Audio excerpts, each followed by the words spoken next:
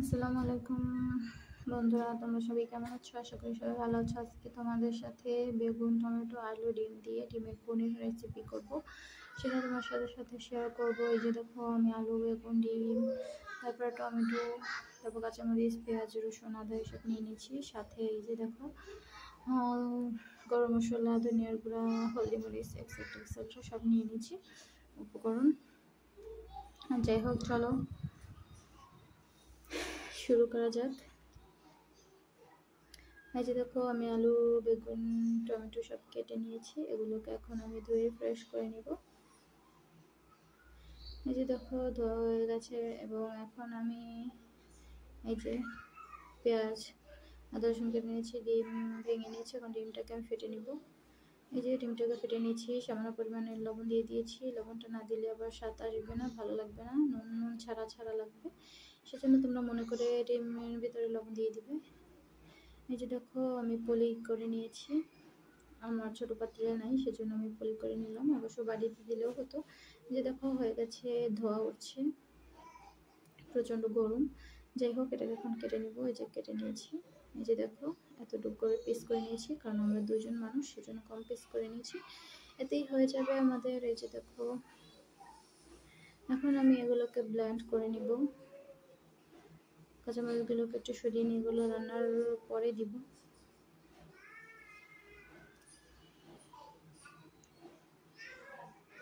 যে সরিয়ে নিয়েছি, এখন এগুলোকে আমি ঢেলে দেবো। এই যে দেখো, ঢেলে দিচ্ছি। এই যে ঢেলে দিয়েছি, এখন কাঁচামরিচ দুইটা দিয়ে দিব। সাথে একটু ধনিয়া পাতা দিলে ভালো হতো, বাট এখন আমার কাছে ধনিয়া পাতা নেই। এই যে দেখো, আমার পেস্ট করা হয়ে গেছে।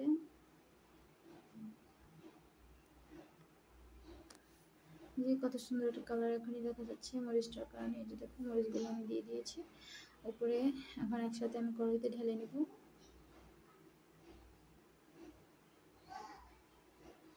যে এখন আমি কড়াইতে ঢেলে নেব। এই যে দেখো, ঢেলে নিলাম।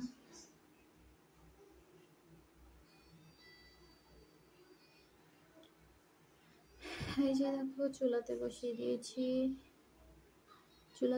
দিয়েছি। আগে আমি তেলটা দিইনি, এখন তেলটা দিয়ে দিব। অবশ্য আমি তেলটা সবসময় পরেই দিই, এটা আমার স্টাইল। কিন্তু তেলটা আগে গরম করে তারপর তেল দিলে, তারপর পেঁয়াজ রসুনটাকে ভাজা করলে একটা আলগা ঘ্রাণ আসে। বাট আমি ভয় পাই, একবার আমার হাত মুখ পড়ে গিয়েছিল এইভাবে তেল দিয়ে মরিচ পেঁয়াজ রসুন ছাড়ার কারণে।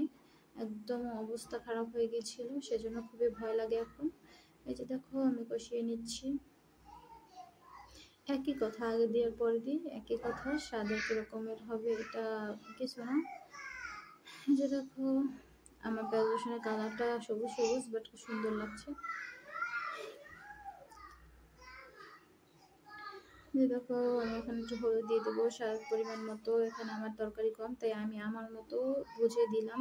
এখানে মেপে দেওয়ার কিছু নেই, তাই তোমাদের সাথে শেয়ার করলাম না। জাস্ট আমি আমার মতো দিয়ে দিচ্ছি। এই যে দেখো, মরিচ দিয়ে দিলাম।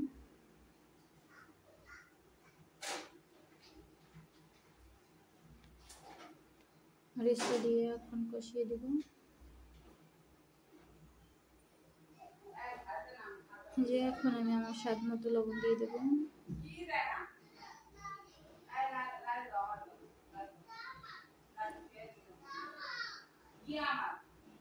যে এখন ধনিয়ার গুঁড়া দিয়ে দিলাম অল্প একটু পরিমাণে।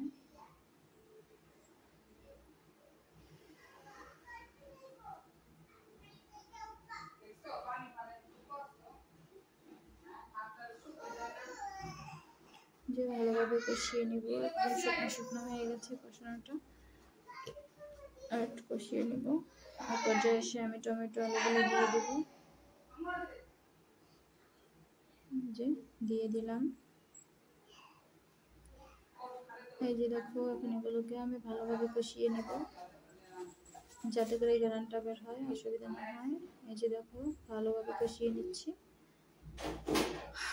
আমরা অল্প অল্পই তরকারি রান্না করি, আমরা দুজন মানুষ, সেজন্য অতিরিক্ত তরকারি রান্না করার কোনো মানেই হয় না। নাহলে ফেলানো যাবে, এমনিতে অনেকে খেতে পায় না, সেখানে যদি আমরা নষ্ট করি ভাত তরকারি, তাহলে তো আল্লাহ মাফ করবে না। যাই হোক, এই যে দেখো, তরকারিটাকে কষিয়ে নিচ্ছি। কষিয়ে নেওয়া হয়ে গেলে পানি দিয়ে দেব অবশ্য। এই যে আমার কষানো হয়ে এসেছে, এই যে দেখো আমার কষানোটা হয়ে গেছে। এই পর্যায়ে এসে পানি দিয়ে দিব। যে পানিটা দিয়ে দিলাম।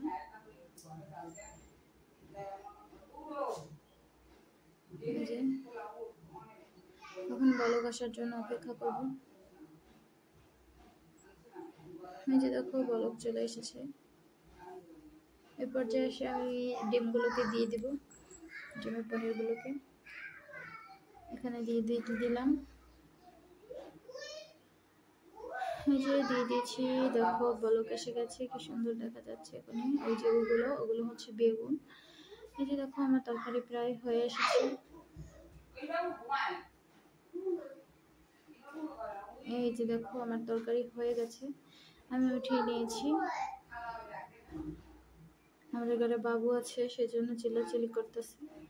যাই হোক, এই যে দেখো আমার তরকারিটা হয়ে গেছে, খুবই সুন্দর দেখা যাচ্ছে, ঘ্রাণও বের হয়েছে অনেক। এই যে দেখো এখন আমি পরিবেশন করছি। মাটির হাঁড়িতে নিয়ে নিয়েছি তরকারিটা, কত সুন্দর দেখা যাচ্ছে। দেখো এইভাবে করে খেতে খুবই ভালো লাগে, এক থাল ভাত অনায়াসেই খাওয়া যায়। ওকে গাইস, আমার চ্যানেলটাকে সাবস্ক্রাইব করে দেবে। ওকে, টাটা, বাই বাই, আল্লাহ হাফেজ।